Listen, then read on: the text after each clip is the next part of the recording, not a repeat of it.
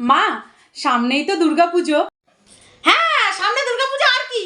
এবার আমার ছেলের রক্তটা শুষে নিজের একদম 14 গোষ্ঠীর জন্য, নিজের জন্য একদম জামা কাপড় কিনে একদম লাট করে ফেলো। মাঝে মাঝে ভাবতেও অবাক লাগে, কি ছেলে পেটে ধরলাম।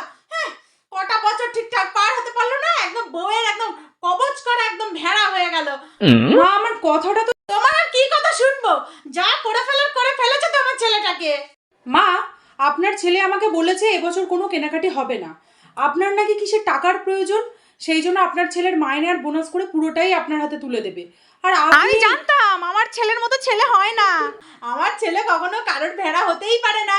আমার ছেলেকে আমি পেটে ধরেছি, আমার রক্ত আছে শরীরে। ও কি করতে পারে না করতে পারে আমি কি জানি না?